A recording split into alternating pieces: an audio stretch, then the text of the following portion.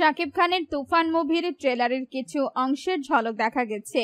শাকিব খানের দুর্দান্ত look already ঝড় তুলেছে। দুই বাংলার মেগাস্টার শাকিব খানকে দেখতে অসাধারণ লাগছে, পুরাই অস্থির।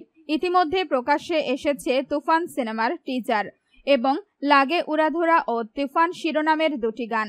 এরই মধ্যে গান দুটি দর্শকের কাছে দারুণ জনপ্রিয়তা পেয়েছে।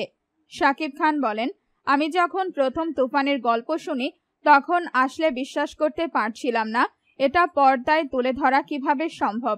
রাফিকে প্রশ্ন করেছিলাম, ও আমাকে অভয় দিয়েছিল। শেষ পর্যন্ত কি দারুণভাবে সিনেমাটি শেষ করা হয়েছে। আমি সত্যি গর্ববোধ করছি রাফিকে নিয়ে।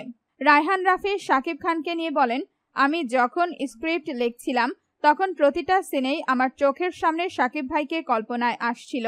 সিনেমাটি আসলে শাকিব খান ছাড়া সম্ভব হতো না। আপনারা শাকিব খানকে একেবারেই অন্য লুকে এখানে আবিষ্কার করতে পারবেন।